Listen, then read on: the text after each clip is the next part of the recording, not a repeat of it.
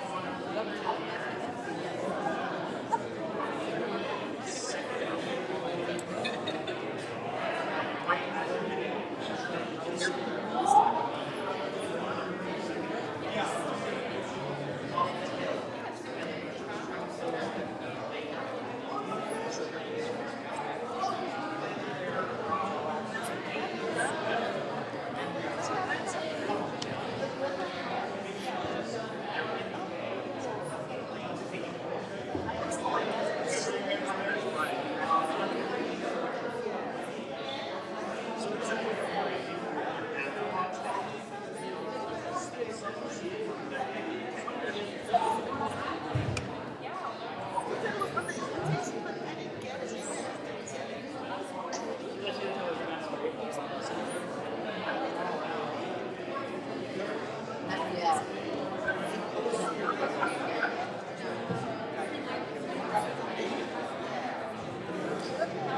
But I love yours. I think it's great.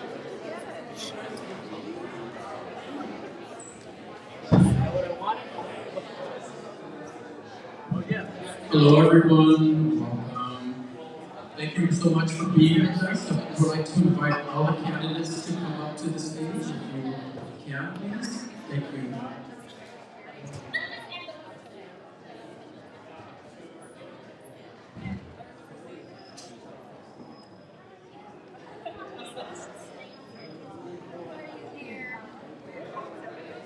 Thank you. Welcome everyone. At this time we invite all of our candidates to please join us on stage. Hope you've been enjoying the wonderful dinner this evening. And we also want to thank our friends here at the Presbyterian Church for hosting us this evening. Thank you very much for opening the doors here.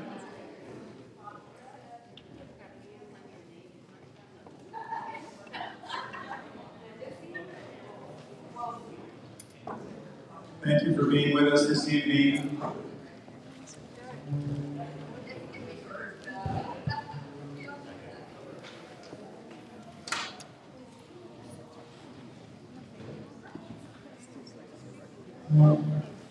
We'll just give a couple minutes for... Is everyone on stage? Yes. We missing anyone? Oh! Feel free to make yourselves comfortable. There's still food in the back and beverages. Take your time. Thank you so much for being with us. Many thanks to our elected leaders and friends who are joining us this evening. Thank you all for being with us tonight. Good evening, everyone, and welcome to the Stack4J Candidate Forum. My name is Marcos Martinez. I am part of the organizing committee. I also work at El Centro de la Raza. We're grateful that you've joined us tonight, whether you're here in person or tuning in online. And so the Stack4J is the SeaTac Airport Community Coalition for Justice. Stack4J brings together residents, advocates, and community leaders, neighborhood leaders from communities most impacted by airport and port operations. We're here because we believe that the people who live with the noise, pollution, and the economic effects every day should have a real voice in shaping the solutions.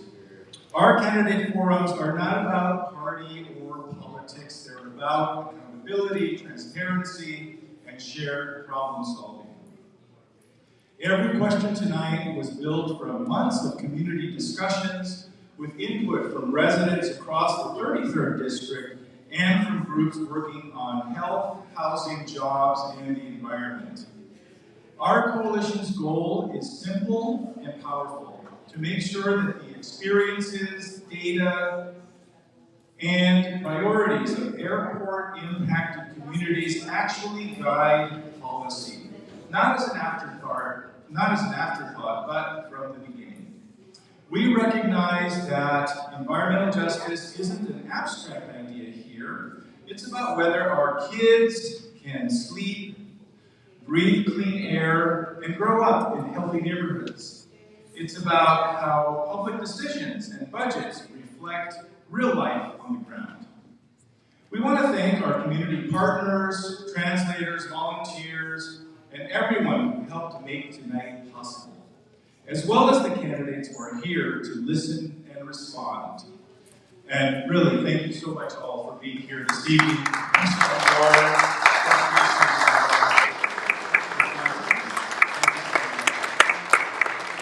This is a space for mutual respect, learning, and truth-telling. We may disagree, but we all want better outcomes for our communities. So here's how tonight will go. Each theme, like environmental and health justice, workforce access, and community engagement, will open with a brief summary drawn from resident experiences and candidate questionnaire responses. Then our moderators will invite candidates to respond. We'll move through each topic with time rounds, and we'll leave space to highlight community voices and commitments at the end. With that, I'm going to be handing things over to our moderators, Lynn Tai and Paulina Lopez. And thank you again for being part of this conversation and for standing with us in making policymaking more transparent, inclusive, and community-led. Thank you very much.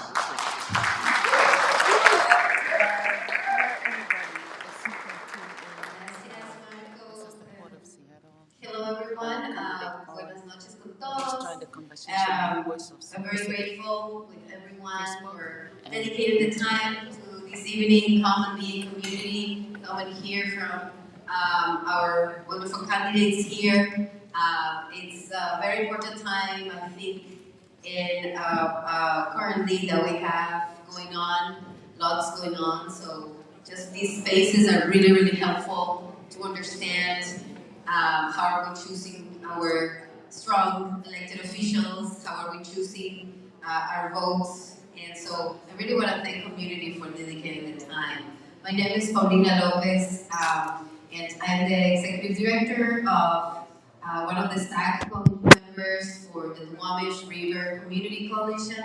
We have lots of information in the back with Joseph, shout out there. Stop by if you want to learn more about us. But it's wonderful that we are here, and I want to thank also our staff members for putting all this together. And my co-moderator here, Lee, who's going to introduce himself. Hello everyone, my name is Lynn Tai. I'm recognizing many new faces, but also a lot of faces I've been very familiar with over the years working in community, as well as a lot of folks here on the panel. So I feel like this is a reunion to some sort, and I'm excited to hear and bring you guys up to speed and connect to communities. I'm excited to accept this opportunity, and I appreciate everyone coming to engage. Ballots should be in the mail already. It'll be, it's great that you guys are holding on just for another day or two to get to listen to our candidates so that you can make the best decisions for your family, for yourself, and for the community that you serve. Of course, before we move forward, I do want to also acknowledge that we prioritize these type of conversations because, of course, environmental justice, communities are still impacted by many different threats, cumulative impacts. So the questions that you're going to see today are going to be addressing some of that. I personally live in the South Park neighborhood, and the Duwamish Valley, as we call it, that is impacted by the many different environmental threats. And we work towards bringing health equity to our neighbors, to our families, our children. We're talking about health and families. So that's why it's so important that all the work that you are advocating for and working towards already, some of you. So we are going to start moving into the introductions for each, the questions. But I do want to also recognize that we are standing on the lands of our traditional Coast Salish people, and we always remember that they've been here from time immemorial, and the ways that we present ourselves every time, and the work that we do is to continue a steward on their land that has been taken from them. And there are some ways that we can support and learn from the resistance of our indigenous and native communities. I personally like encouraging everyone to learn more about the Duwamish tribe and learn how to advocate for all the different inequities that they have within them. And there is a Duwamish Law House if you're curious to learn more about how to take action as well. So, Lynn, now we have to provide the microphone to our candidates, right, to introduce themselves. Yes, and to be sure to include Board Commissioner Hamdi. She's not here in person, but she's online. So we will prioritize, making sure that each candidate will have approximately 1 minute or so to introduce herself to the community. So we'll start with Hamdi since she's online. And then we'll just go take turn, starting from Kevin, and work your way down this way, okay? Hamdi, the floor is yours. It's muted. Well, someone is muting Hamdi.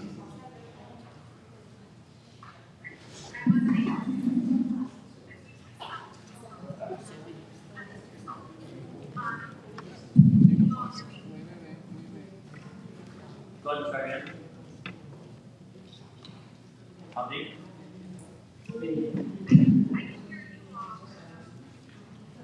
We can't hear you yet.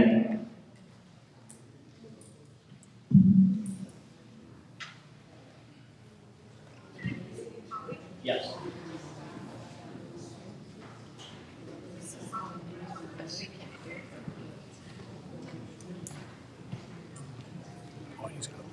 So tech team is working on that, but I fondly remember when I was had to interview for a position, and that was right around the pandemic, and everything was like a video conference. I had to spend 35 minutes before I could get on and talk about that interview for my job.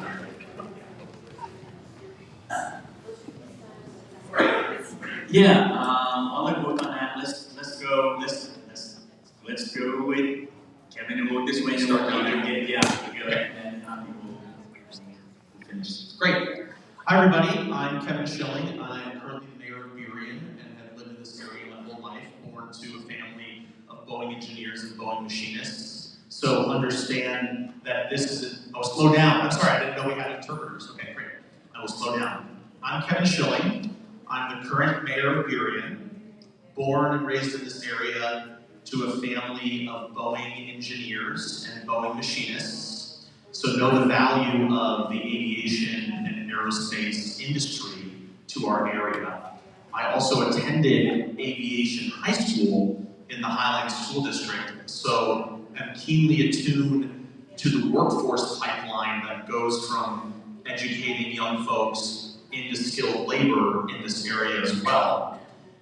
While on Burien City Council since 2019, I've been over a few years on the airport committee and have worked on issues addressing growth from the airport, making sure that Burien is at the table if there is aggressive flights over our community, working to shore up port packages for housing, and right now trying to work with the port over some issues around forestry and trees in some of our local parks. I see a lot of Burien advocates here tonight who have issues with what's going on. Happy to see you here, as well as folks from the surrounding communities of SeaTac and Des Moines that I've seen be positive advocates for accountability and making sure that we can have strong partnerships as local municipalities with the port. Because as we know, the port's not going anywhere, but our future, I think, is dependent on ensuring that we find solutions together in order to solve some of our most pressing challenges around health, workforce, and protection. Thank you.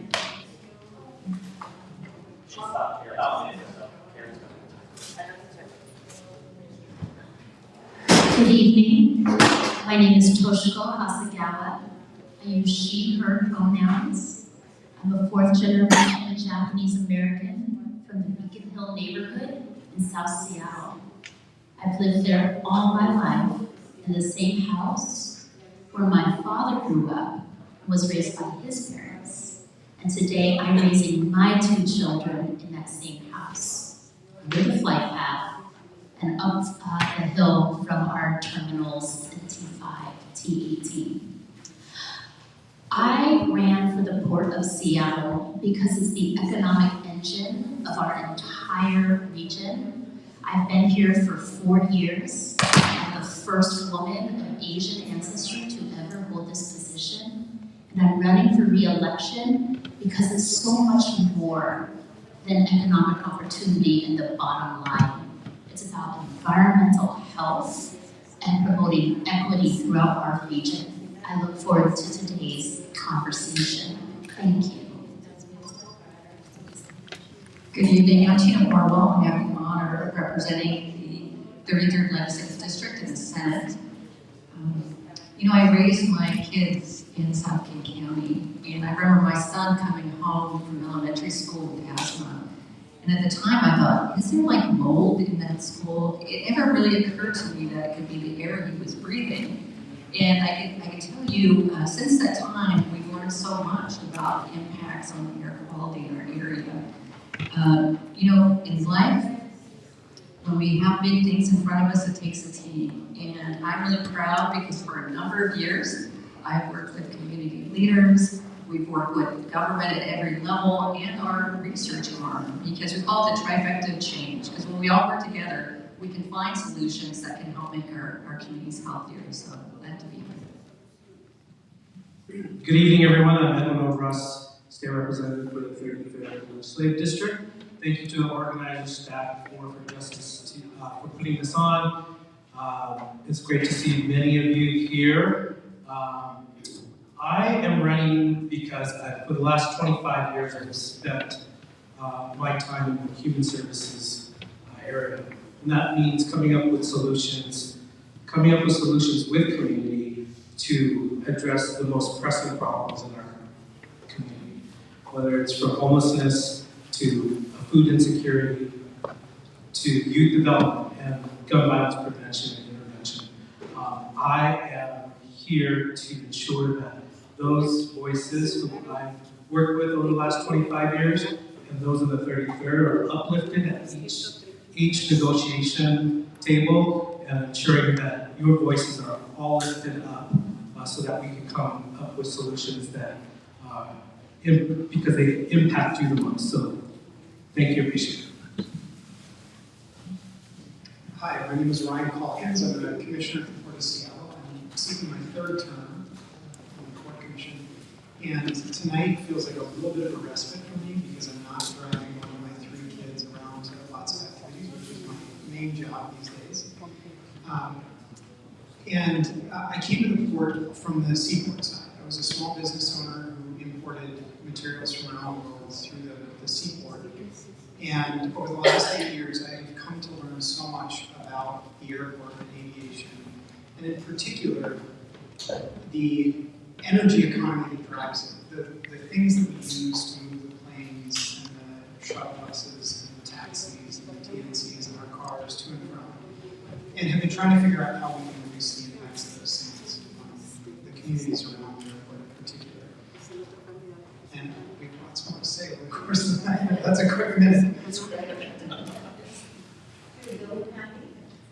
Gandhi, anything on technology has resolved. The floor is yours.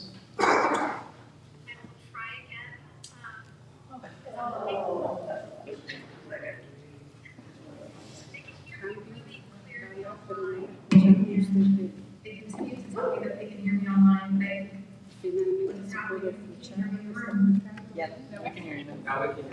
You're faint, but we can hear you, Mom. So just speak. Okay. There we go. I will Perfect. speak loud. You're good. I'll speak as loud as I can, shouting at this point. Hi everyone who's in the room. My name is Hami Mohammed. It's such an honor to serve as one of your Port of Seattle commissioners. I'm sorry I couldn't be there in person tonight. I'm having some childcare issues, but happy to join online and to share with you all. And let me apologize to those who are listening to me online because I am shouting at this point. Just a little bit about myself. I came to this country as a 3-year-old refugee from Somalia, and one of my first memories in the U.S. was arriving at SeaTac Airport, the same place I helped lead today. I take a lot of pride in that. I grew up watching my mom work long hours at that airport while caring for her family and showing me what both resilience and hard work looks like. And today, as we face some of the most pressing issues around immigration and labor policies under this current national agenda, I am running for re-election to keep building a port that delivers for people, that delivers for workers, for our community, and for our future. And I believe that together we can protect opportunities, we can work together to uphold justice and ensure that our region is thriving for everybody. And since I've joined the port, I must say I'm very proud of what we've been able to accomplish together, from protecting SeaTac Park to doubling our workforce development investments, to launching programs like the Maritime Youth Career Launch Program, doubling, investing over $5.6 billion in our capital improvement plan. That's more jobs and more opportunities for our small businesses. I love my colleagues who are with you all, and thank you for Commissioner for continuing to keep doing this work. And I'm echoing, so Time is up, so sorry. It's hard to, with the technology, to let you know, but thank you so much for that introduction, and to everyone for introducing yourselves.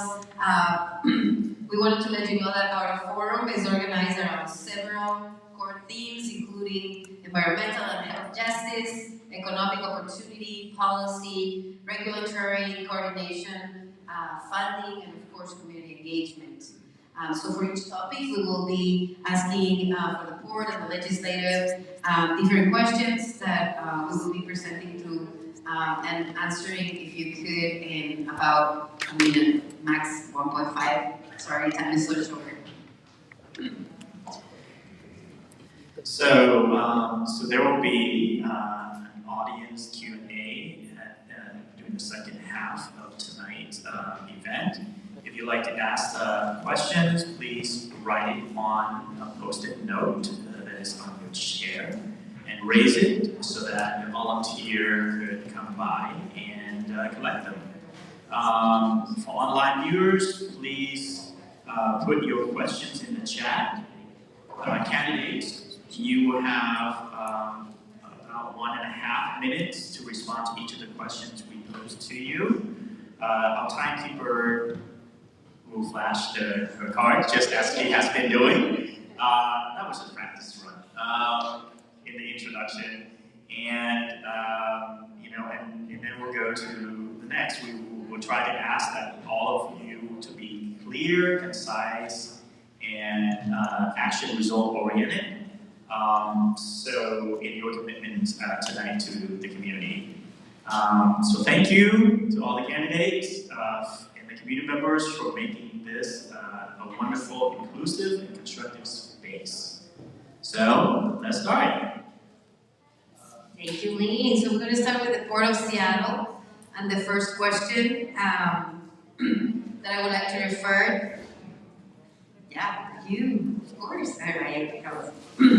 Even with FAA boundaries, would you commit to recognizing and publishing community collected data or community science on peak noise, particulate matter, and soil quality, alongside with official data that the port brings.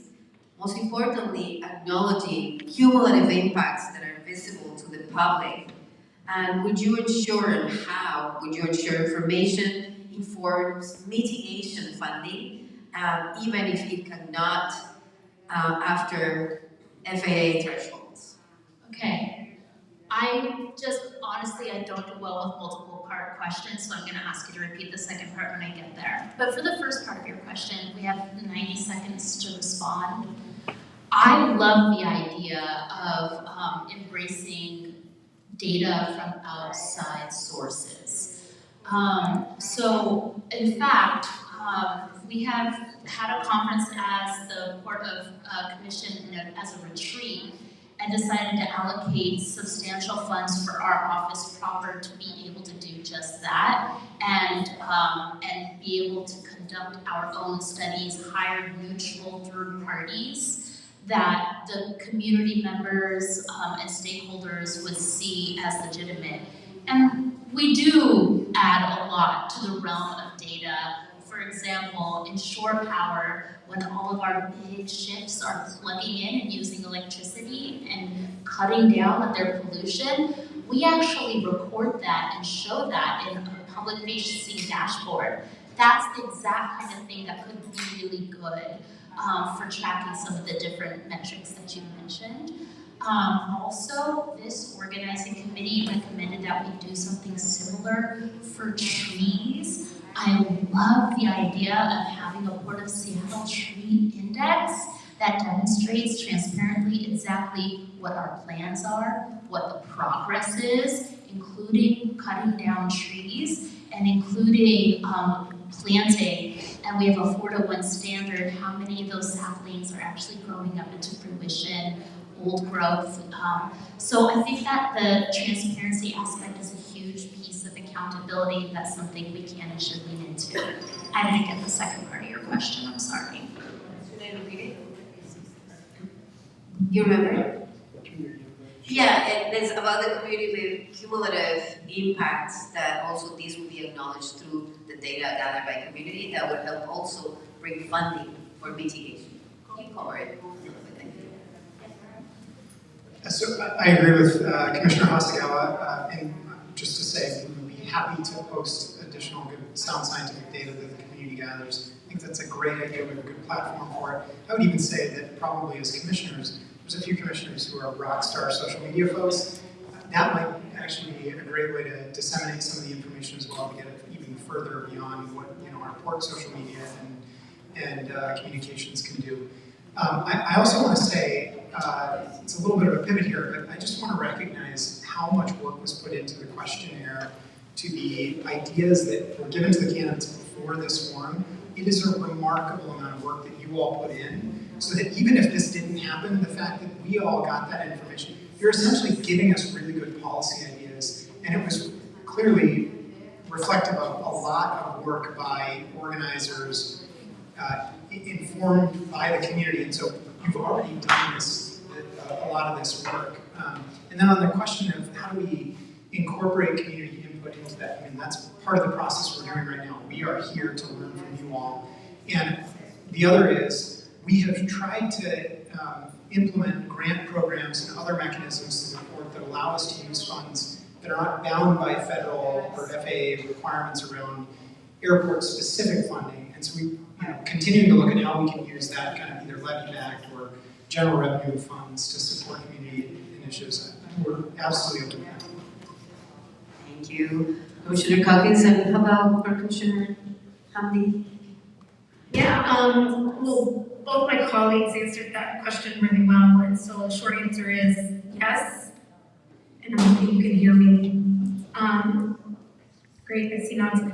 So it's yes, I do agree that community data needs to be respected and needs to be built into our decision-making process, and when it comes to updating FAA boundaries, we have advocated for those outdated metrics to be updated. through our congressional delegation, talking directly to the FAA. Senator Orwell is there with you all, and we've traveled to DC together with other elected officials advocating for just that. And so we'll continue to push on that.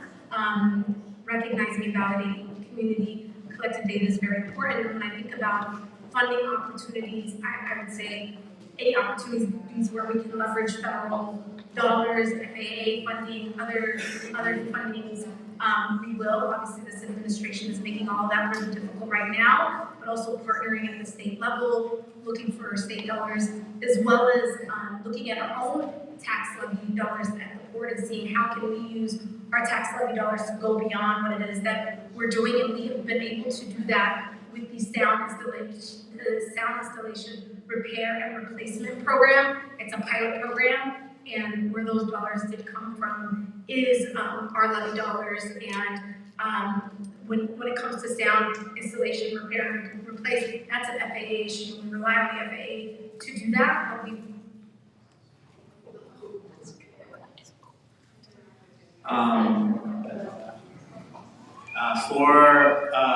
for our legislative candidates, Kevin and Erwin, start with Erwin first. Edwin. And Edwin.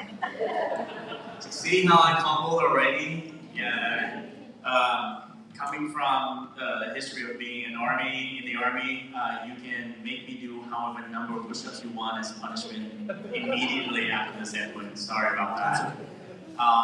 For our candidates here, would you fund a 1-year collaborative pilot with the University of Washington, my employer, and local governments to test complementary peak event monitoring methods that fill the gaps left by FAA standards, and use the findings to guide eligibility for state or port-funded noise and air quality relief?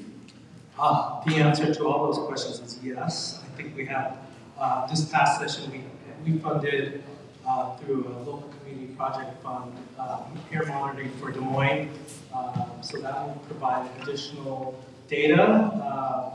The University of Washington has a ultrafine particle advisory group that I'm part of, and I've come to learn a lot of things about how our data is collected here in the port versus what the community is gathering. So there's a lot of gaps that I think the FAA may not be monitoring, and I want to ensure that there's funding available through any kind of mitigation dollars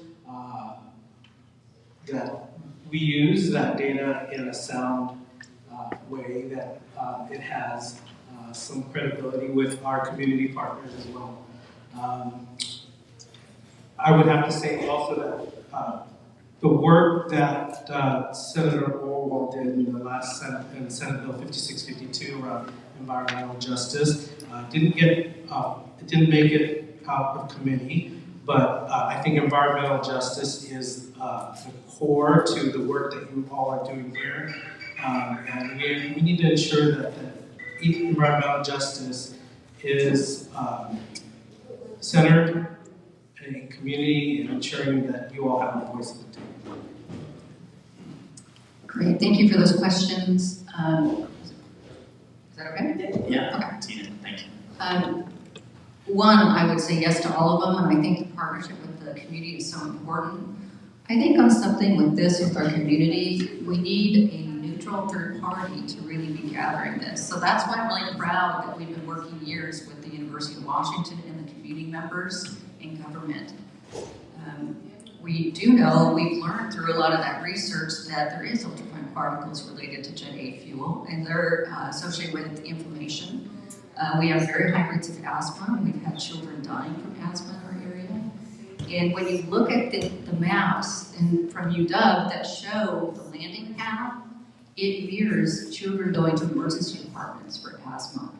So it's just so important that we do have that really careful look at the ultrafine particles and the impact and the mitigation from our partners. We also know through the Department of Health in King County that the closer you live to the airport, the shorter your lifespan. the more likely you're going to have asthma and heart disease. And so I think it's really important that we do team up. I'm really proud of the monitoring that we got in place. It's the first in the country that combines the EPA monitoring of pollution with ultrafine particles, thanks to the partnership with the University of Washington. We do need to be collecting with the community in partnership to look at the pollution and then start working on mitigation. This is going to be a really weird forum because there's going to be so much agreement on what needs to be done, because I think everyone up here has done a lot of work towards finding ways to improve the health of our communities, especially when it comes to the ultrafine particulate matter issue and noise, and especially Senator Orwell, who's been working on it for so long. Burion's been at the forefront of this as well, especially when we pushed back against the FAA and the airport. Oh, I think I'm talking too fast. Around the FAA and the airport for the Burien turn, when we successfully sued the FAA and the airport to say you can't turn planes over Burien right away, especially to address noise and ultrafine particulates. I would absolutely support all of what's been asked here around noise and the studies at UW. More importantly, too, I think, is our work to find future solutions around sustainable aviation fuels. And that's been a particular interest of mine with the work that's been done with UW and Washington State University. And I think that that partnership is vital for our innovative and research efforts to find ways to get sustainable aviation fuels faster and used more often by our largest airline carriers, especially for the health impacts of our local communities. Thank you. Thanks so much for also acknowledging asthma and the asthma rates that many of the communities have. Yeah, so neighborhoods like mine had 10 years of life expectancy difference compared to other communities in Seattle, and due to the big asthma rates. We're going to move towards different of the sections on workforce access and economic barriers. And I'm going to possibly start with you, Board Commissioner Calkins. As we know, federal equity policies have been rolled back and limiting how local governments are acting and agencies are tackling disparities. Those protections are getting weaker and weaker. So what we wanted to ask is, within your first year, what specific actions would you take to safeguard equity gains in hiring, contracting, workforce inclusion? How are you committing the board to this? And in this also case for state policy that would expand local equity funds to strengthen public reporting and committee oversight to ensure continuity and accountability. We don't have to wait for the first year of the next term. We're doing it right now. We are in a legal dispute with the Trump administration around our Office of Equity, Diversity, and Inclusion, and our approach to being a welcoming port to immigration groups in the airport. We were told that if we continue with those programs, we're going to strand $73 million additional funding for the Seaport. And they said, well, we're going to fight you in court over that. And right now, the first judge who heard the case said they enjoined the federal government's actions, meaning they have to pay out those funds, so the grants are continuing to come. And those grants include grants that help us to decarbonize airport operations, things like replace diesel equipment with electric equipment. And so we're going to keep fighting on those things.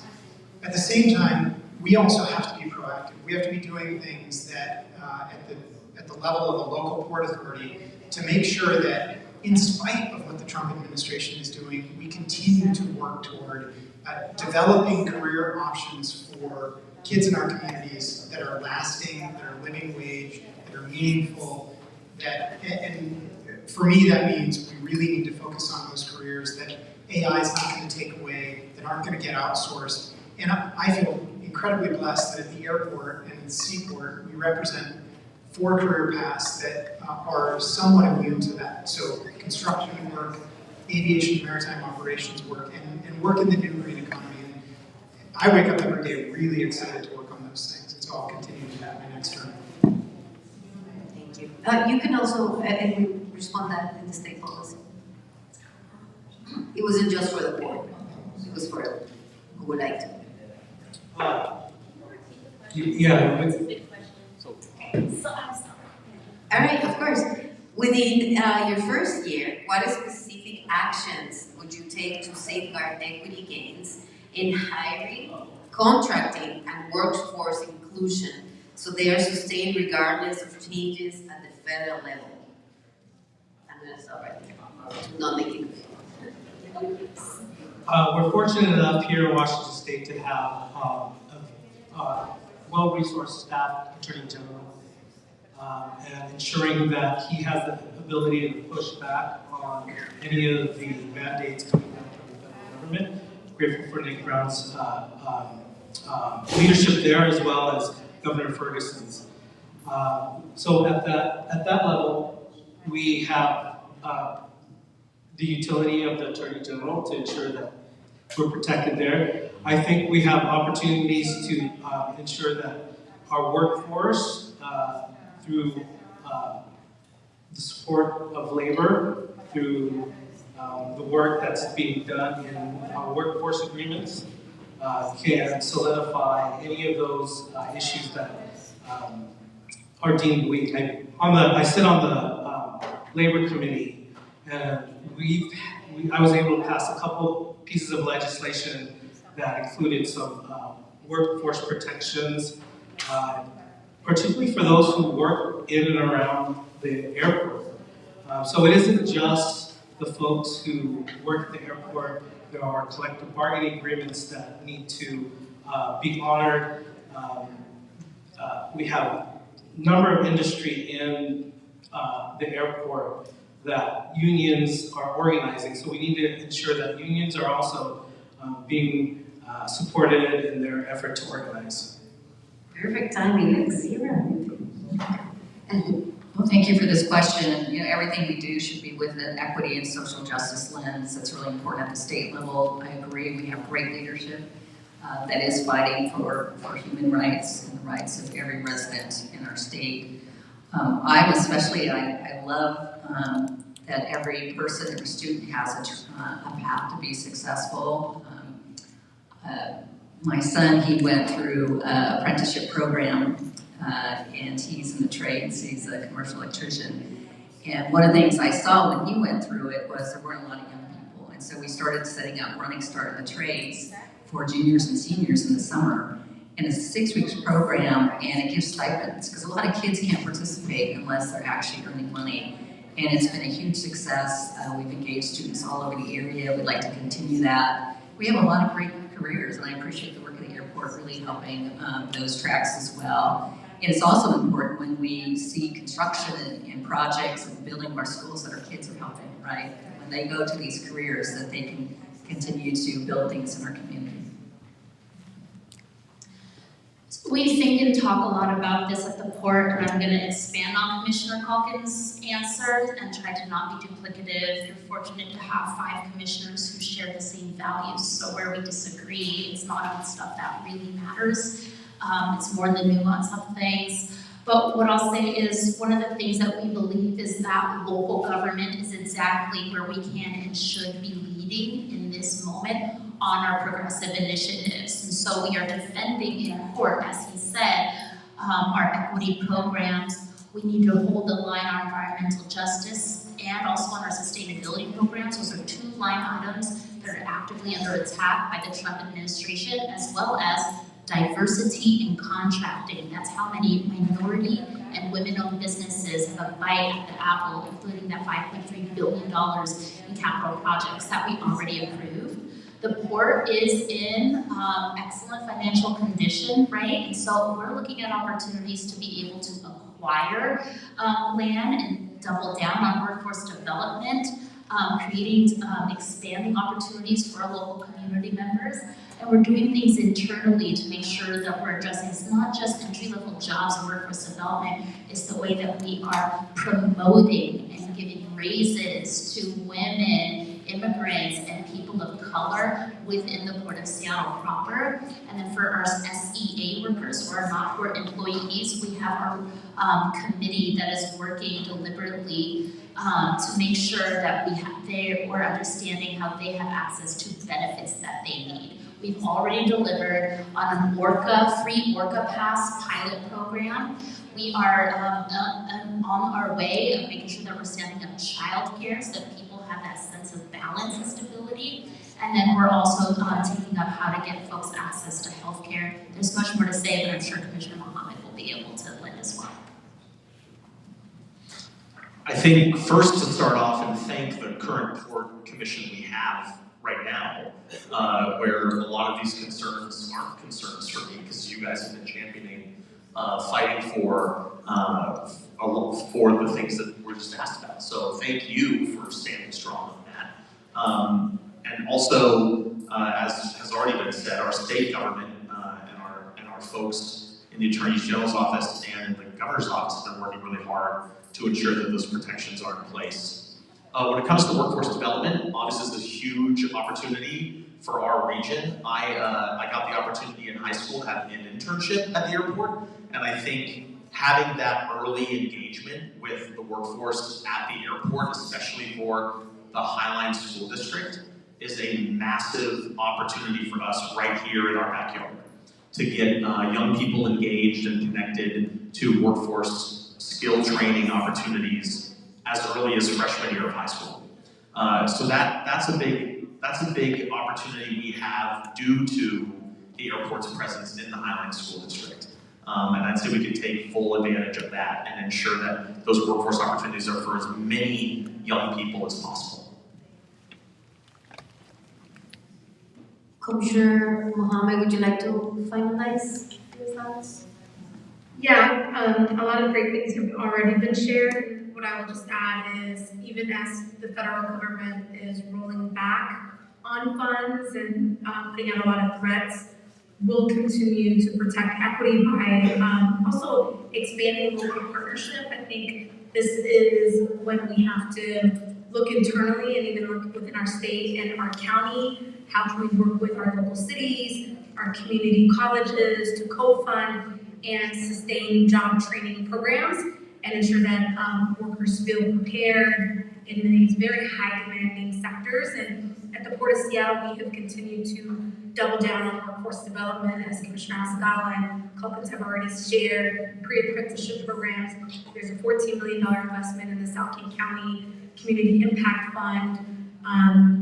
We continue to support priority hire program that hones in on zip codes by impacted community members, the Maritime Innovation Center. So we'll continue to make these investments regardless of what chaos is happening in that other Washington.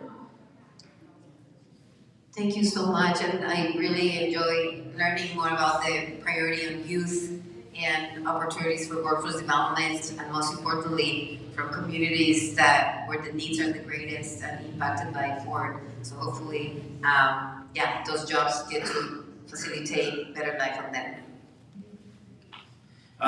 We're a little bit ahead of schedule, which is amazing.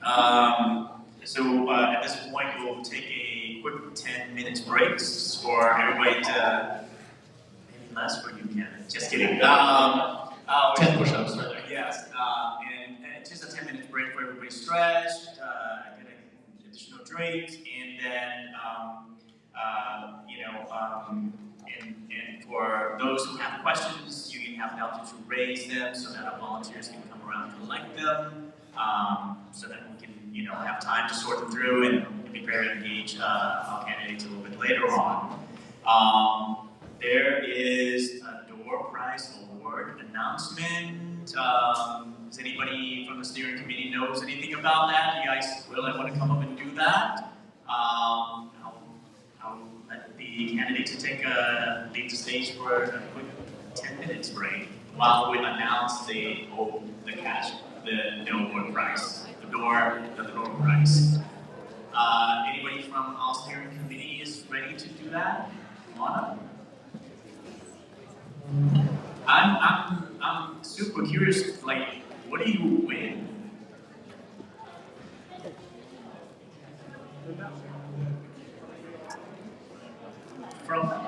of all steering committee, do you have anybody from the steering committee that is doing the door prize award? If not, we can do that toward the end too, so no big. We're gonna stop now. Okay, I'm gonna just speaking.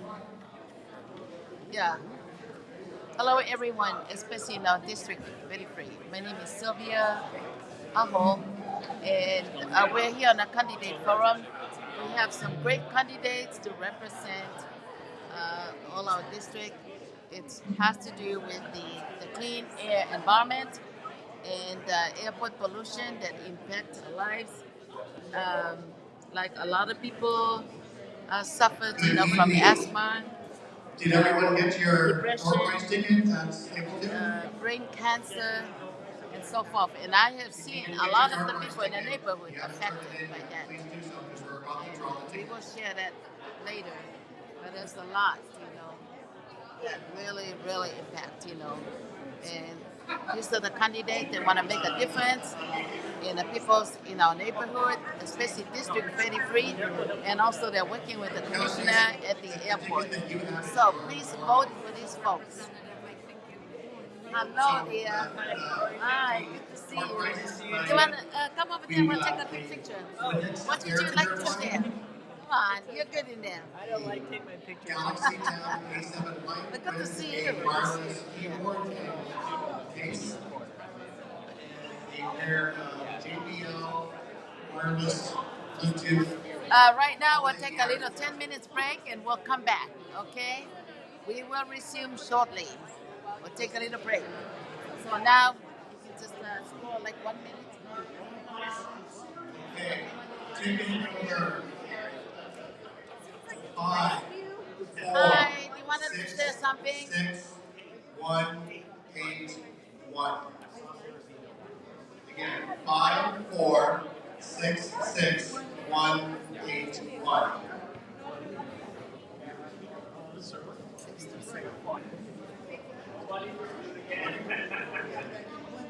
Now we're doing the raffle ticket.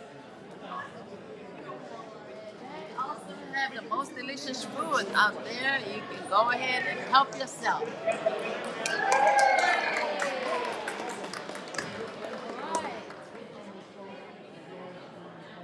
I gave you 4 minutes. Well, I mean, it was a special occasion. Yeah, we have great You don't candidates. come every time. It's your family name and any donation. All the council members were like, "Give any more time?" I'm like, you know, so I actually did like this. This is not give honest, but I got a lot of people email me and say, "Thank you." Yeah. Where right there? Edwin, right there. Oh. Just there? Right there? Yeah. Hello, Edwin. Overs. I know you're one of the candidates. Soon will be 4, resumed. 6, Tell us about what is something that you really wanted to make a difference, in the people in this District 33. 1, That's a 8, great 3. question. I think being in the 33rd Legislative District serves is a big opportunity to make a lot of impact for working people. I think workers who have to Last call. Ticket number very 5, many 4, hours 6, 6, to pay for their 1, rent, 8, for their 3. mortgage. It's what I'm hearing, and I want to make sure that our district, our state, is an affordable state that everyone can live and thrive. So another thing, since if you becoming one of the state representative in our district, what's happening, that being cut off, like with the people that under the Okay. 5, 4, Department 6, of 6, Social Health 2, Services, all those 1, things 5. are reduced and taken off, like food stamp and all those kind of stuff. Right. What is something that you can do? Ticket number 2, I think 1, Help 5. out. we are in a dangerous place in our country where the president is blindly cutting funding for vital services that puts people's lives in danger. Is it just happening And here for the state of Washington, or it's across happening the country. across and the country? I think we are myself and others want to ensure in the legislature that we provide the funding available to have a stopgap measure, meaning something temporary. But we also have to think long term about how we want to fund our services. 5, 4, 6, 6. And that could be more progressive revenue. 7. Okay, the one last question.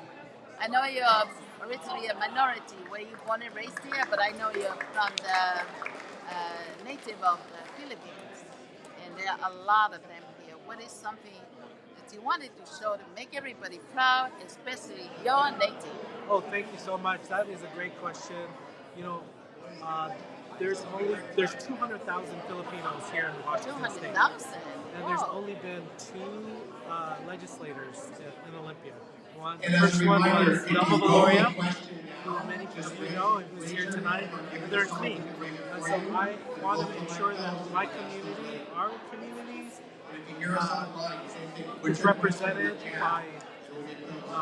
by anyone that looks like them and has the same values as them. So representation as a Filipino is so important to me. Thank you so much, and best of luck, best wishes to you, and we will continue to support you. Thank you so much. Thank you, Edwin Opus. Thank you.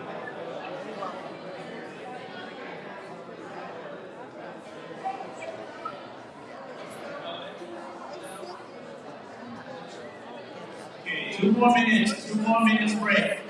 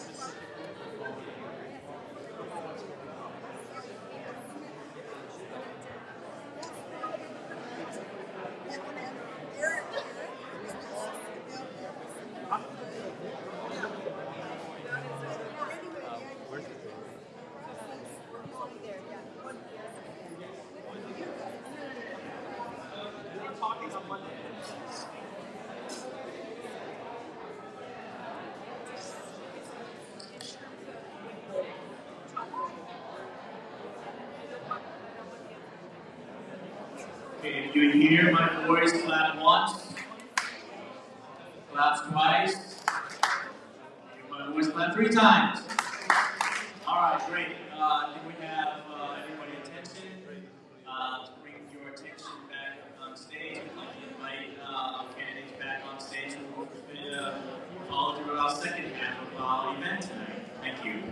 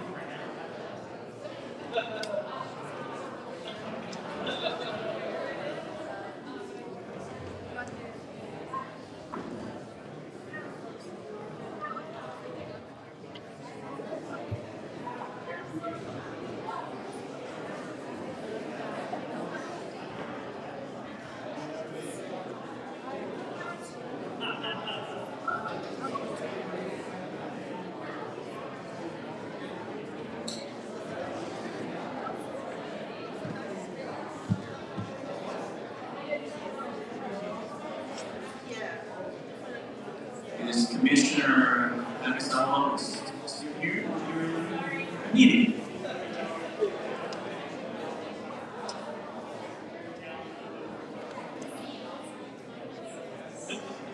All right, let's begin with our second part of the evening. So I'd like to have the audience attention and keep our voices low so that you can hear the candidates to offer their wisdom and answers.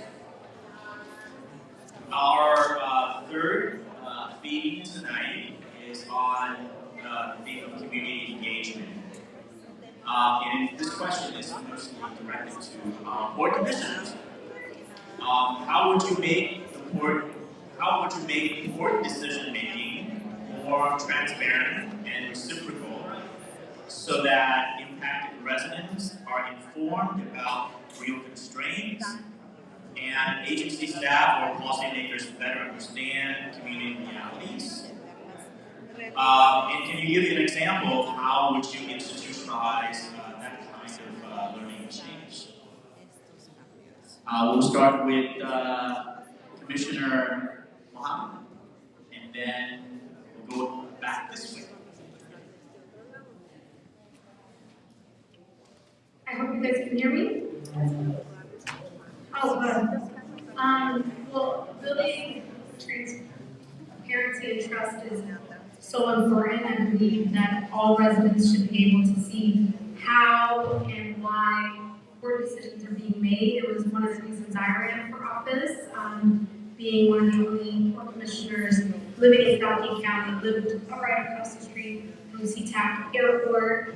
I always felt like we needed representation from all of our residents on that commission. I think some of the ways that we can continue to make the board more accountable and more transparent to its constituents is by publishing things like public reporting, making sure that we have dashboards tracking different either investments we're making, tracking environmental issues that we may be working on, making sure that we also are providing real-time access and pushing for more clear, more plain language when it comes to the decisions that are being made at the court. And we've been able to do that. I feel like protecting the SeaTac Park and that commission order, as well as our sale, installation, repair, and replacement program, both of those included a lot of what we heard from our residents. I have held listening sessions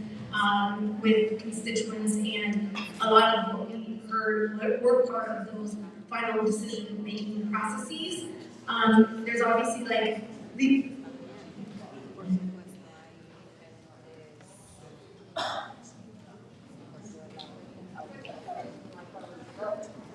Sorry, you to go to the next candidate.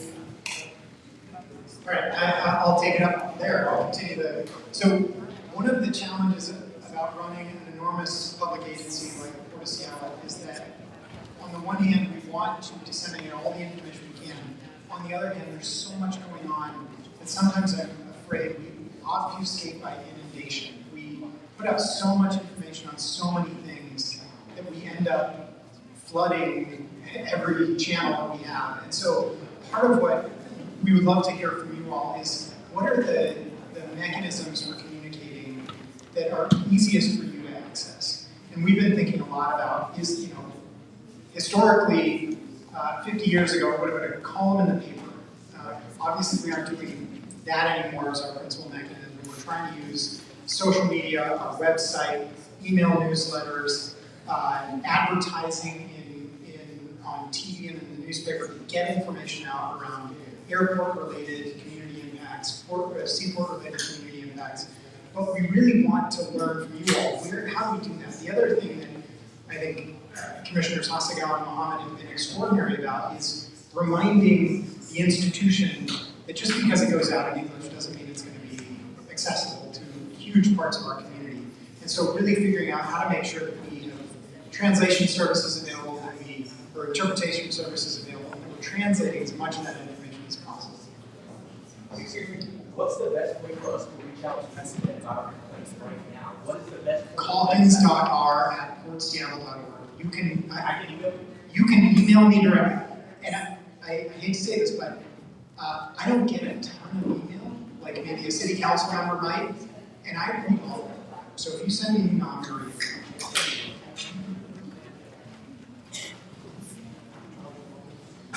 Building off of some of what my colleagues talked about, the question that was posed for those who are online from the audience was, but how do I reach out to you and initiate the conversation? And there, so it's not just about us pushing information out, it's also about how you reach into us. There's public comment for one. We do convene on a weekly basis or bi-weekly basis, either here at the airport or at Pier 69. We have our email addresses. You can, we can schedule a way to be able to meet in person. We like to come to communities and meet you where you're at. So it all starts with, I would say, either the phone call or the email address, and all that is available in public. But I wanted to also say that community accountability also looks like being geographically specific, because the concerns that are impacting South King County, who are experiencing impacts from the SCA airport, are unique from the impacts that are being experienced on Beacon Hill or the Duwamish Valley, who are experiencing compounding impacts from 2 airports. There are certain areas in South Seattle that live in the Bermuda Triangle because they're also impacted by the Renton Airport. And what I want to say is we need geographically specific engagement strategies. One wonderful model that exists that I want to make sure everybody's aware of, because everyone talks about START. But let me just set the table with PCAT, the Port Community Action Team, which is a port-founded, port-funded, community-driven, and community-led organization that actually reports back to us in public forum on a regular basis. So another idea I'd just like to offer, and I have time, is that all of the different port community groups come back and also present before public forum, because that's a form of accountability as well. Speaking of community groups and sustainability, grants, and funding, I think I'm going to switch us a little bit to thinking, after doing some community engagement and conversations. As we all know, community-based organizations, nonprofits are under attack under current administration. So it has been more evident that it's being harder for community organizations to be doing the work that we need to be doing. So this question is for you all, and perhaps we can start out with you.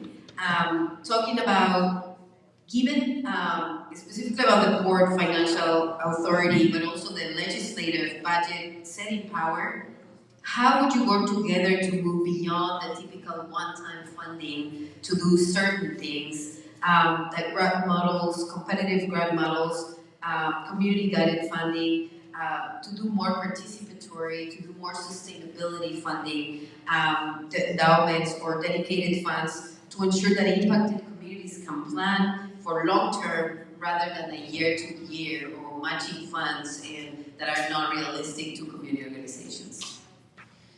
That's a really wonderful question, and the answer is complex, because making sure that we're standing up funding opportunities from the port to communities depends on the funding source. Is it a pass-through grant from the feds? Is it something that came from our ACE funding? Is it something that comes from the state? Those all have different parameters on what awards and on what reporting and qualifications look like. And I think what's most important is making sure that it is being designed and assessed in iterative consultation with the target communities that we're hoping to be able to serve. A great example is we're very proud that we expanded the Port Community and South King County Port Community Impact Fund to $13 million over 5 years, but we're still learning about the barriers for that people to be able to access it, to be able to maximize that opportunity, much less be able to draw on that for multiple years. And those are lessons learned for us. But that's iterative consultation with the port and beneficiaries. It also means that we need to continue to work with our other partners as well. One thing that hopefully we can talk about, well, I'll just say it, one of those barriers is that 3-to-1 matching grant barrier that we were able to, thanks to our legislative champions, change to 2-to-1 matching, but that's also still a barrier. So we need partnership and continue to come together. Thank you, Kevin.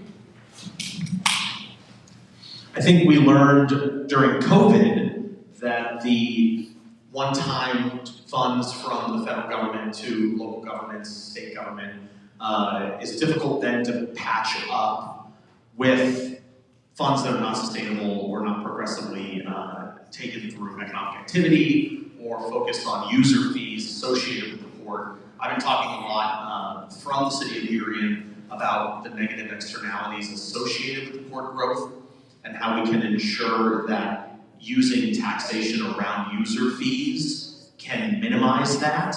But certainly right now we're seeing sustainable budgeting in a difficult pinch because federal money's drying up with the current administration.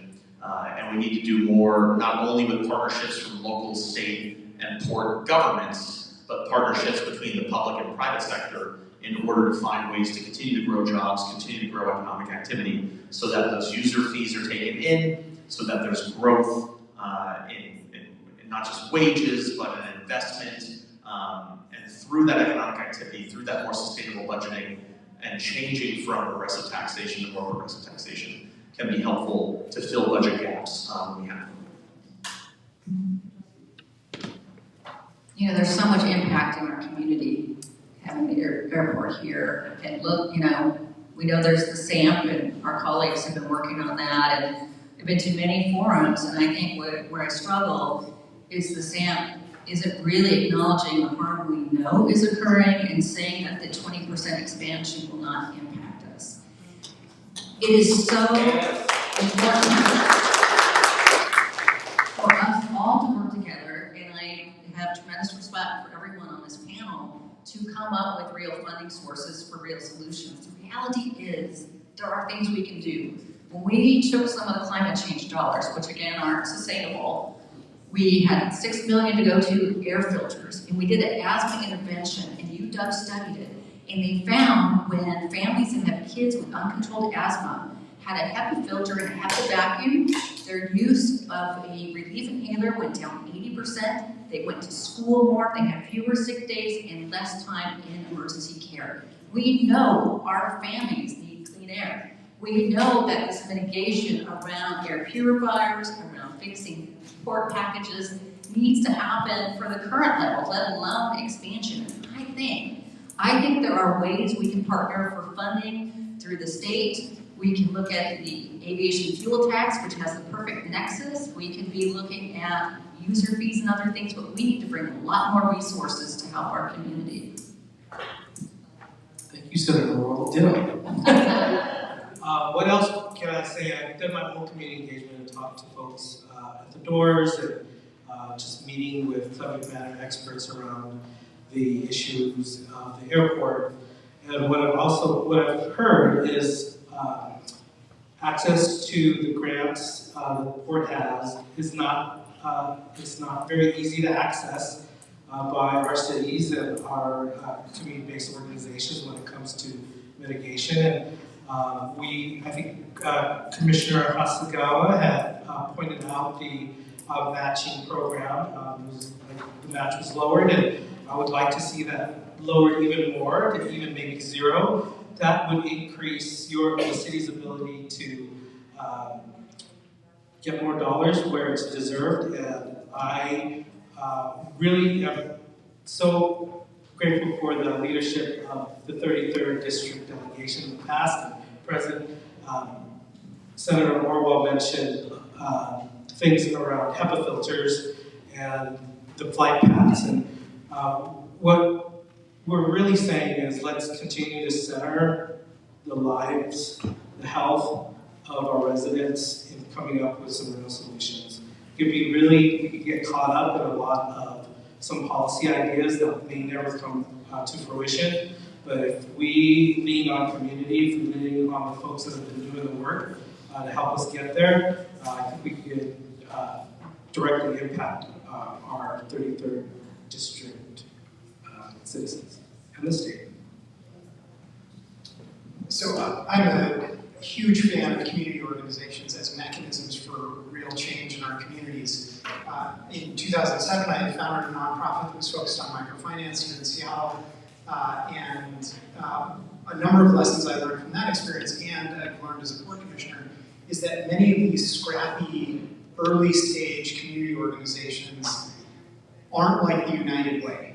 When we started, we had 0 paid staff. It was all volunteer. We didn't have a lawyer, an accountant, anybody who could help us with the compliance that's necessary when you take public funds. And so at the port, what we're trying to do now, as we get more sophisticated in how we work with community organizations, is not just simply give a bunch of money, but also really try to do capacity building for these organizations. And in fact, in the same sense of that, give a man a fish, he'll eat for a day, teach him to fish, he'll eat for a lifetime. I think if we can work with community organizations to build their capacity, that and instead of simply just providing a little bit of funding for a year's budget, that's the kind of impact that will last a decade or a generation, because you will allow these organizations to become much more self-sufficient in terms of whether that's compliance to the requirements of public dollars, or getting better at doing their own fundraising, or just getting better at the management and execution of their mission. So that's what we're really focused on at the port.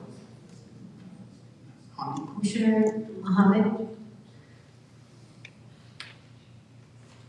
Yeah, I mean, here's what I'll add. I think we have to advocate for fair share funding. I see that the airport benefits the entire region and not just South King County. So the state must also reinvest more of its dollars back into our environmental mitigation for airport impacted communities.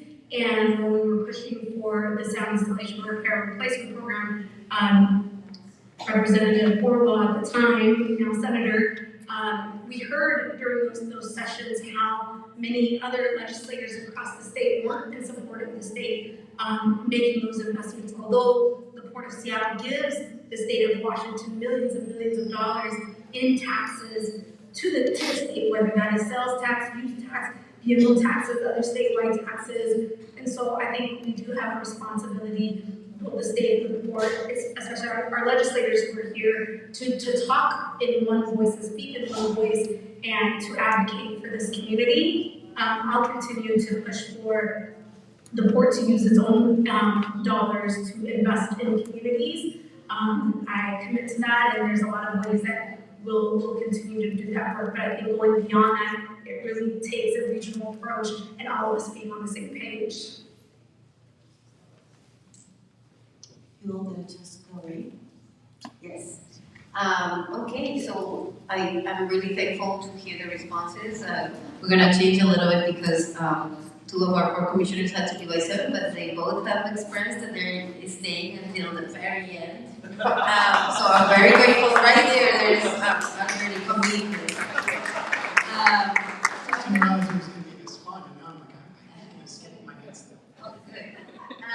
This is great. And so we're going to transition a little bit to questions from the audience. We're thankful for League of putting it together. All right, I thank you, the audience, for raising questions. I've done my level best to divide into 2.5 buckets. The 2 big buckets are mainly for our board commissioners. A couple of questions for our legislative candidates. I think I'm going to make decisions to ask the questions for our legislative candidates first. There will be 2 questions, and then the remaining, I'll give you more time for our board commissioners to address. Depends on your level of expertise or your chairmanship in each of the committee. Maybe that would be best to address that. All right. So questions toward our legislative candidates. Do you think the current leasehold excise tax is fair to city and school? And if so, why? If not, why not? Great question. From what I understand, the leasehold tax will negatively impact our citizens, as this is a regressive tax.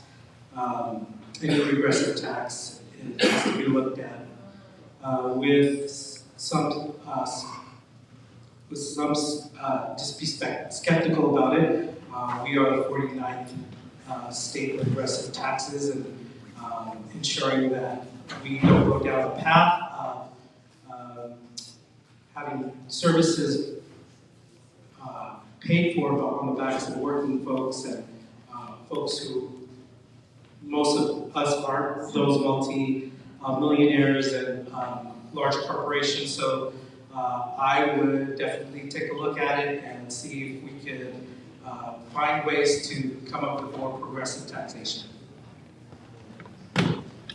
And I would echo that as well. We're having a lot of conversations right now. We have a state where so many working families are just burdened with taxes, with the cost of living. It's become very difficult. So we are trying to find other ways of having a more fair tax structure that's distributed to people that have more ability to pay.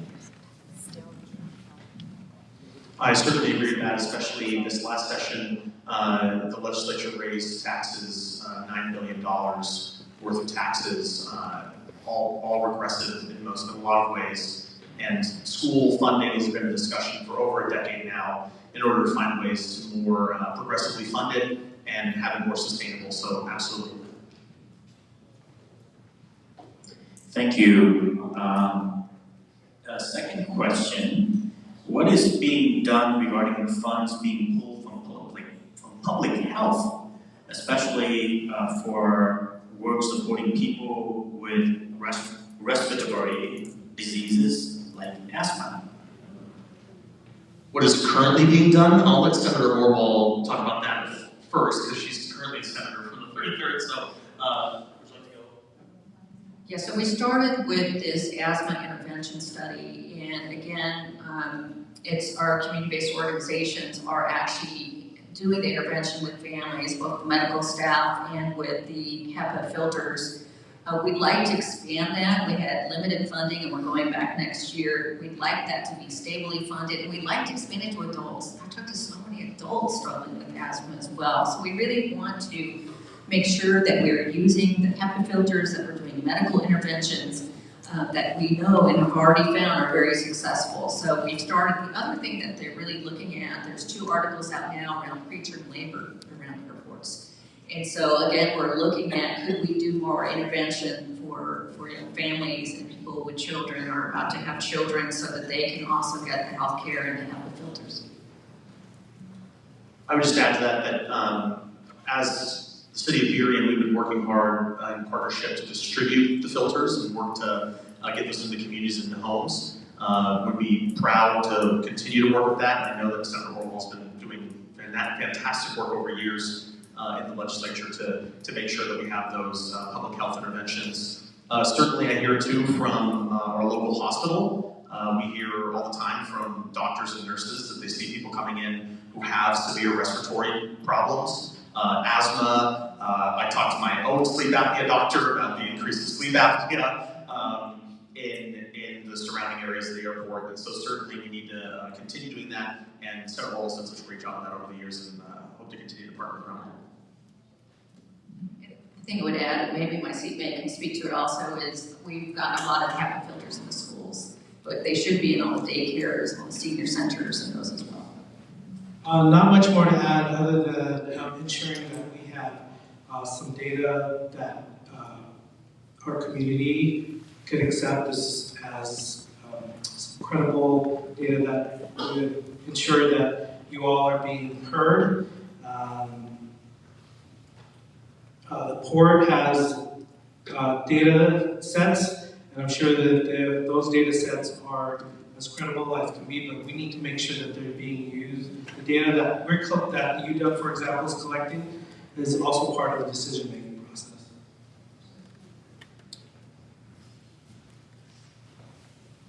Thank you, everyone. The rest of these are for our board commissioners. I divided them into, there were 3 questions generally about noise. And in terms of what some of the work being done, as well as future, ideas and proposals in terms of trying to reduce noise pollution, that are impacting residents in our communities. And with one question, I'm asking if any of the commissioners are going to come and take a look at, I'm going to say, Martha Sinfar. Yep. So that's to any board commissioners who want to address the noise issue. Yes, I would love to come see Matheson Park. I've got an email at the very top of my inbox right now from a community member asking about that very thing, and so yeah, I'd happily accept an invitation to see it. Yes, love to go to Matheson Park. The rest of the questions. And is any work that being currently done to mitigate noise that are impacting communities? Commissioner Mohammed has been a champion on this, and so I want to see if she wants to lead in answering the question. Yeah, and to answer the first question, I'm also a yes on that. I'd love to visit the park, and if someone is organizing it, I'm happy to participate in that. I think some of the ways that address noise related to planes flying over Phillips's house, the runway use agreement with the FAA. Through that program, it was through the advocacy of many community organizations and groups. We've reached a major milestone by establishing the voluntary agreement, asking air traffic control to avoid using the 3rd runway, and that is the one that's closest to the neighborhood between midnight and 5 a.m. But their data's wrong. Their data's wrong. I went to Park 150 and was told that 3 airplanes at night fly over that. It's completely wrong. I paid for the data on Flight Radar 24. I think somebody interrupted me, but I'll pause. It's completely wrong. It's 4 times that now. So they're not upholding whatever they said they do in the runway use agreement. How would we make them uphold what they said they would do in the runway use agreement? How can we as the community make sure that we hold the people accountable?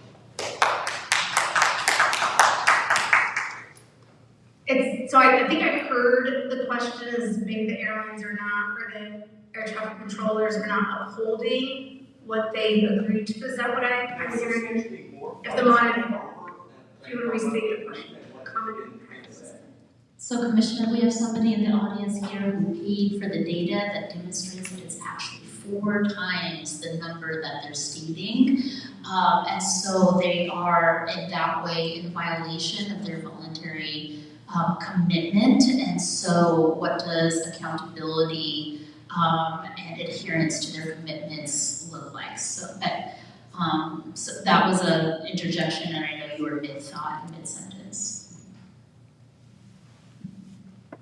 That's a good comment and question, and I think the key thing here is we established that program as a voluntary program, and so that's the challenge of the reality of being a special purpose government. I often explain to people the Port of Seattle manages what happens on the ground, and the FAA, federal government, manages what happens in the sky, but I still think we have a moral obligation and a responsibility to work with these partners to deliver for the community. So we will continue to partner with the airlines to prioritize whether that's pushing for quieter aircraft, newer ones, and encouraging earlier adoptions of their next generation technology. And so if there are specific cases or incidences that you all are experiencing, feel free to email me or any of the other commissioners, and we can help elevate those issues as they come to us.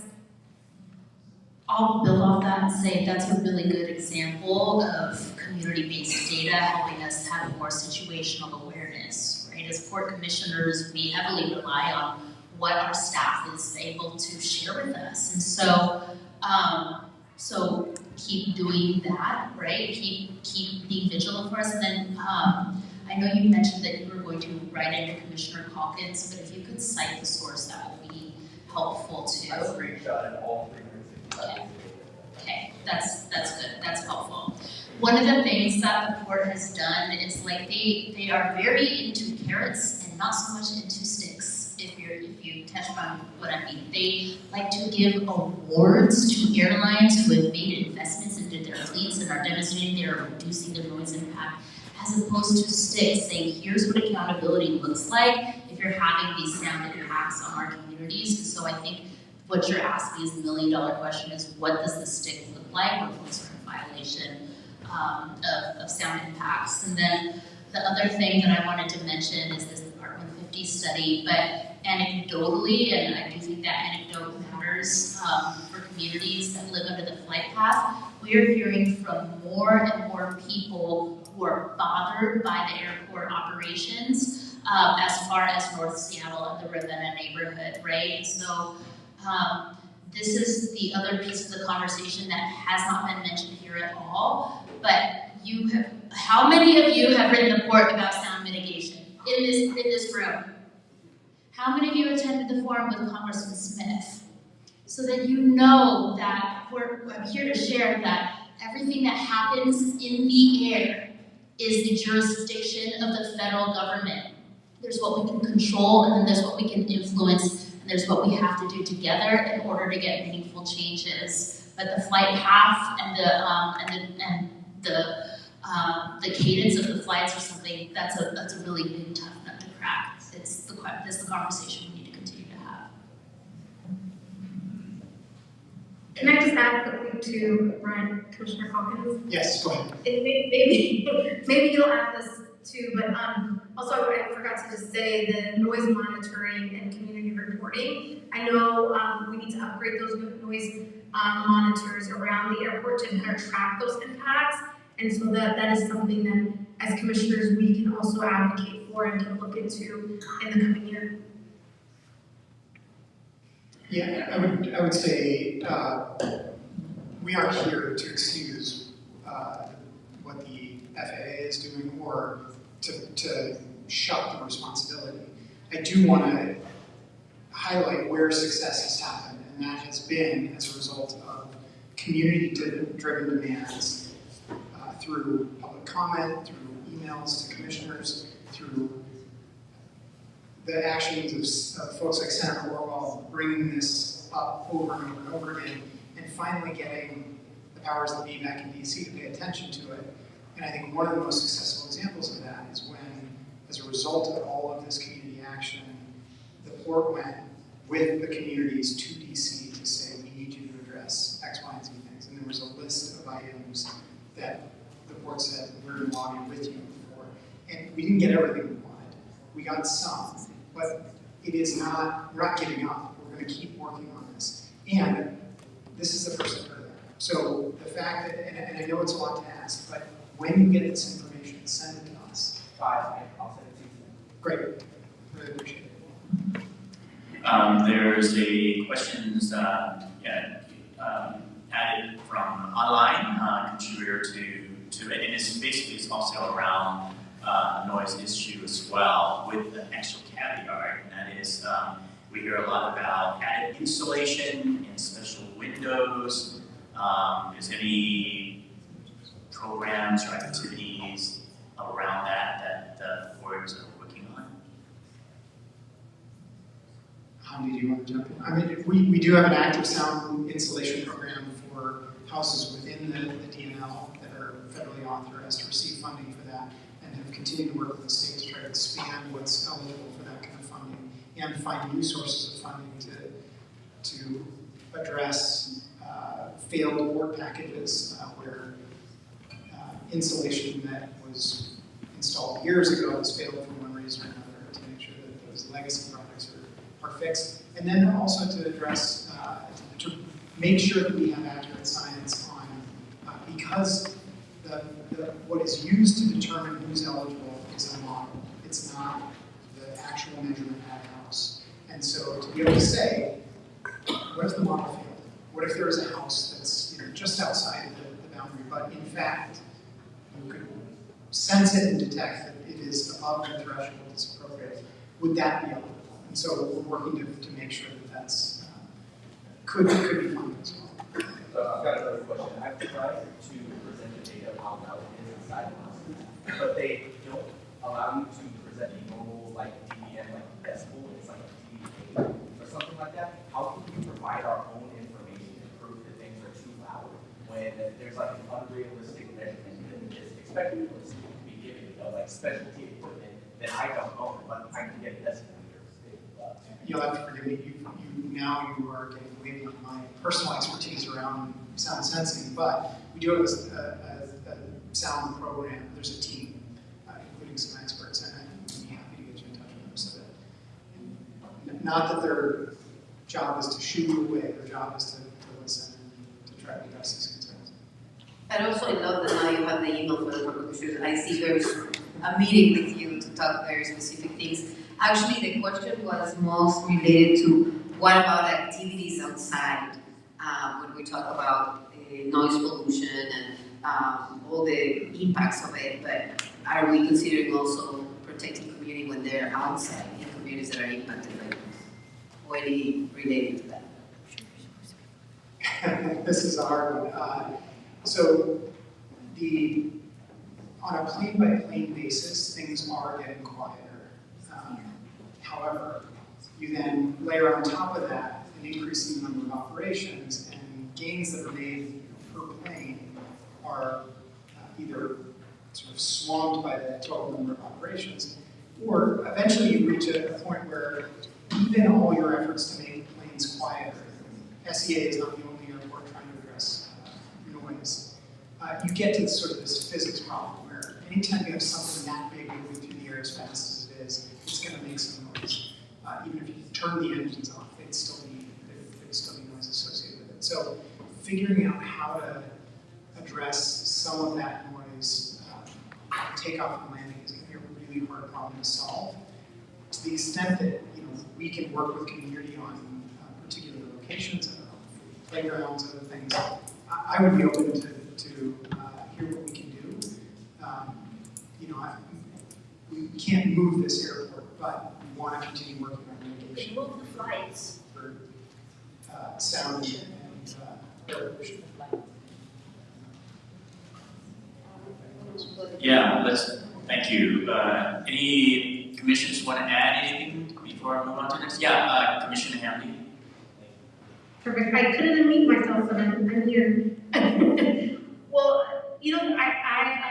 the sound installation repair and replacement program, let me just say, 9,400 single-family homes have been received Windows installation or installations as a whole. Somewhere around 240 condominiums and a dozen schools and colleges around the airport.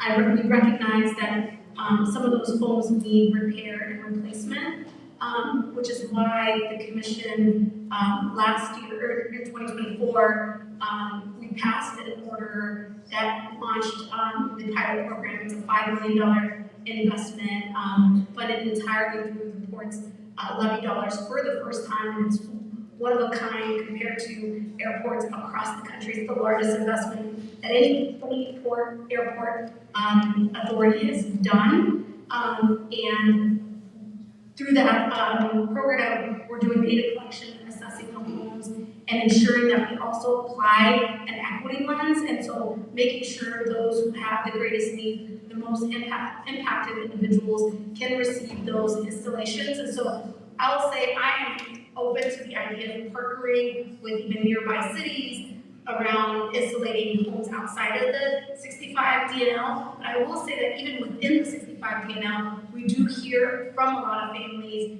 and even from electeds who are sharing concerns and saying that there are homes, even within the 65 DNL, that need help. And so that is where our priority is right now. But that doesn't mean we're not open to partnering outside of that. And then I just wanted to add a couple thoughts myself.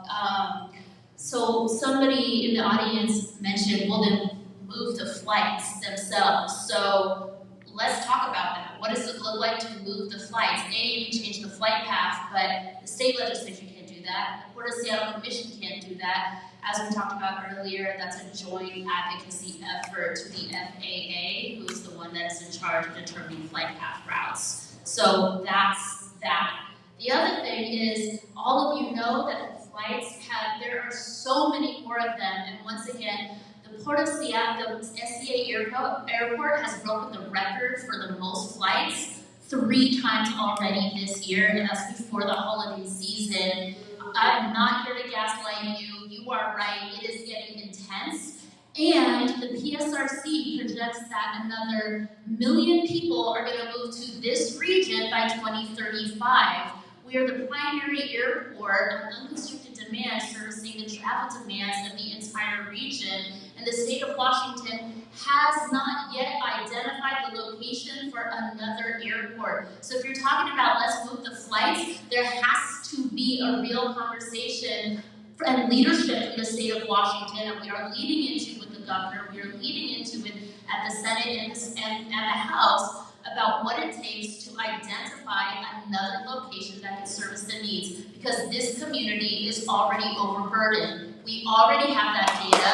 The environmental health disparities map at the state says it. The equity index at the Port of Seattle says it. We know it, right? And so that's if we're talking about them move the flights, then we have to think about where else these flights are going to go. I don't understand. If they've got the money to build another northern terminal with 19 gates, they could use that money to build a terminal at Payne Field. There's a place. They could use the money at Renton. They could use it at Boeing Field. They could make it in Arlington. There's so many other airfields around, and they're already putting millions and millions of money into SeaTac. Don't tell me there's no money. Stop putting it in SeaTac when there's no capacity. Don't tell me the FAA is going to say there's no capacity when you still have to land them there. That's malarkey. We have somebody in the audience that says there's obviously money. If we have money for a second terminal, then put that money towards somewhere else. Well, that money is all part of the operation that we operate out of SCA Airport. That's not other people's money. That's the Port of Seattle. So I'm hearing you suggest that maybe we should go into business with Snohomish County, right? Or maybe we should go into business with somewhere in Pierce County if it ever gets approved to be able to share airspace with the military. And it's not going to go in Thurston County, it's not going to go to the middle of the country because that's not where the population mass and demand for travel is. Realistically, you're right, it's Payne Field, but that's kind of a novel idea. And I don't think we've talked about going into business with them. What does it look like to divert our funds into growing their operation over there?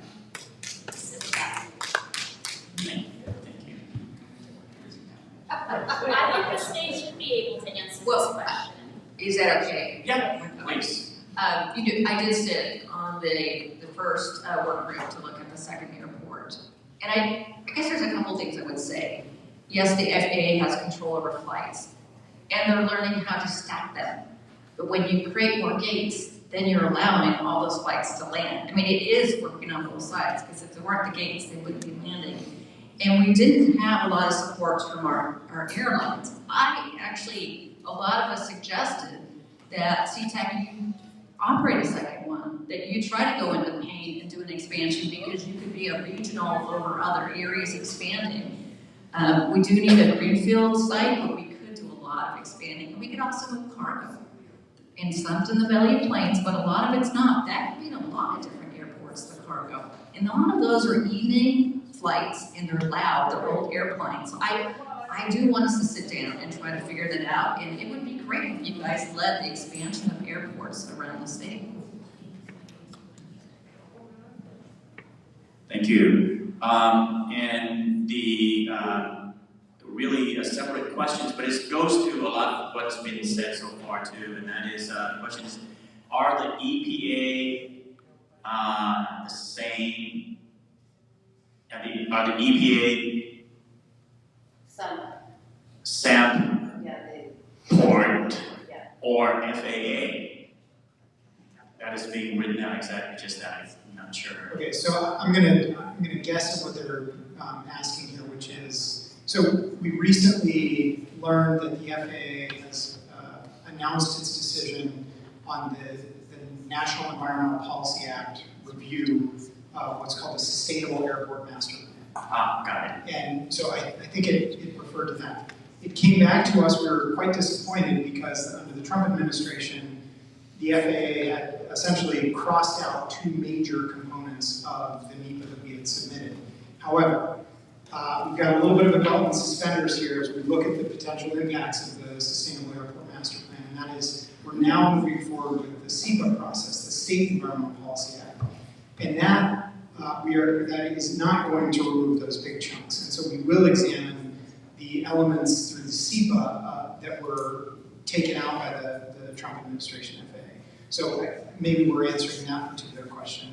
The other thing I want to say, going back to the earlier question, there's a really important point here, which is back in 2009, the Port of Seattle was opposed to the state looking at a second airport.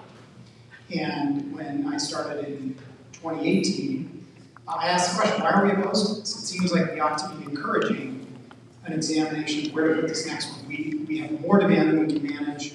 The impacts are great. And so the port flipped the position to where we were now supportive of the search for a second airport committee. And we really do need that work to happen. It got punted a couple of years ago, unfortunately, but we need to get back to that. In fact, we were talking to the congressional delegation just today about the need to put pressure on the state government to make sure that happens. Because of the population growth and the increasing demand per person to fly, we can't and shouldn't accommodate all of the demand at SEPA. It does need to go somewhere else. And another point I want to make on this is, right now, the reason we're here is because the impacts of an airport are unduly borne by the people right around the airport. What if airports were supported in such a way, where the impacts were mitigated in such a way that airport communities would love to have an airport? What if we thought about that model for a future airport that would allow us at SeaTac to be right-sized for that kind of approach, and that a second airport would be built in such a way that communities would welcome it there? And that's going to need a lot of upfront investment, a lot of community engagement, and I think that's the approach we take, so that folks aren't saying, we don't want it. They're saying, we want the economic benefits, we want the work benefits, and we know that the environmental and health benefits will be mitigated before they even build the thing. Yes, as moderators, it's so exciting to know that there's a lot more conversation to be had. I know it's strike up a chord, and folks are raising questions, and members up here want to have conversations some more. We're at time, unfortunately. With that, I would like to, and feel free to submit written statement to our steering committee so that we can, or write directly to the members, any of the members that we have here, so that they can address it. That's just direct advocacy from what I've learned. But when it comes to close, I would like to invite members here as well as Commissioner Hamdi to have a 1-minute closing statement, and we'll start with Commissioner Ryan. I appreciate it. And then I got to run out and pick up my kid from an activity.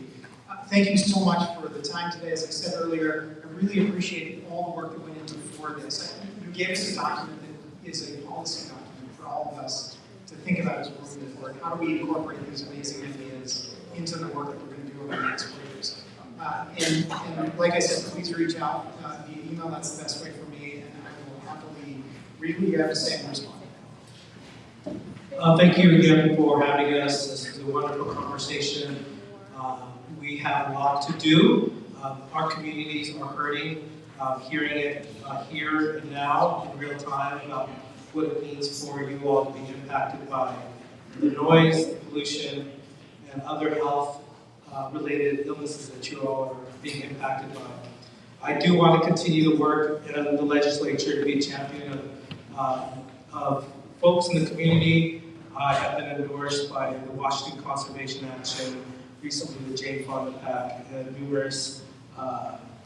numerous colleagues who care about our communities. November 4th is just around the corner. Make sure you vote. If you haven't received your ballot, please make sure you contact the elections office and get that. Thank you. Thank you for being here tonight. Your voice, your stories do matter. I do have a bill legislation this session, which is really having the health disparities evaluated in our community before expansion, and to look at what mitigations needed, and to really have that done by the University of Washington and other entities. And I do want to team up with our partners looking for funding, because we need substantial funding in our community to really address these health impacts, which are both air quality and noise. So again, I look forward to teaming up with all of you and everyone up here for how we move forward. I think I'll close by saying that it's insufficient, in my view, to justify airport and operational growth by saying that we're going to connect communities to economic opportunity, which is important, and it is beautiful, and it is valuable, and it does matter.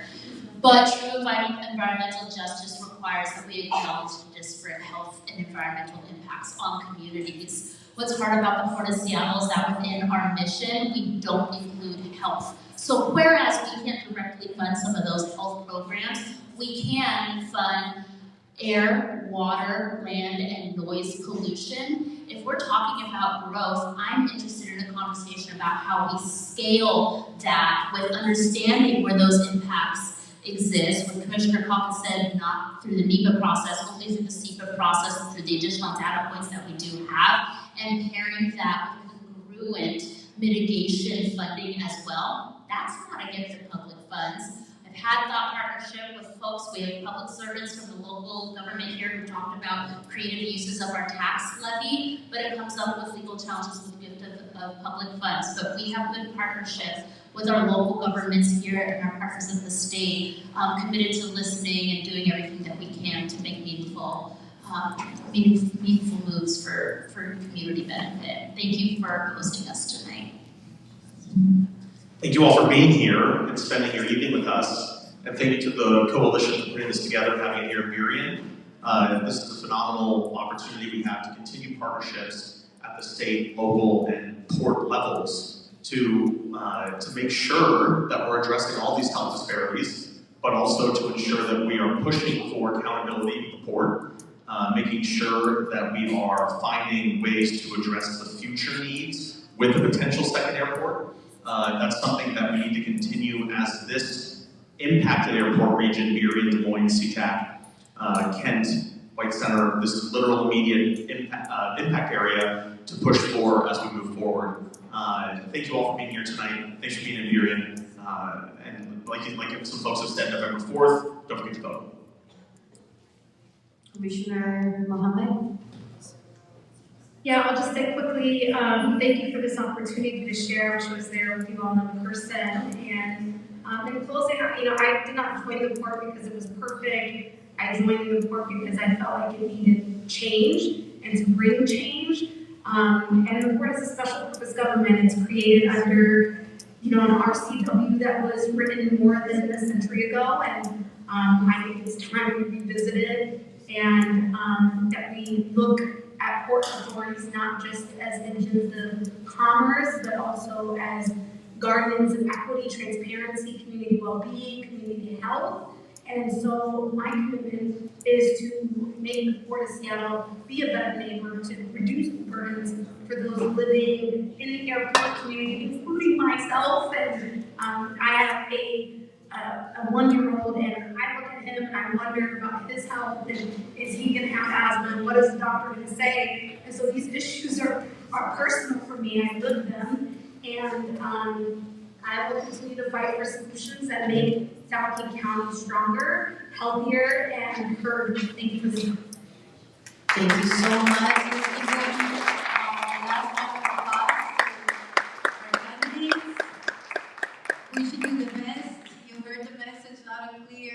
Please vote. Encourage others to do so. We need strong local officials here. And there's more food. There is information in the back.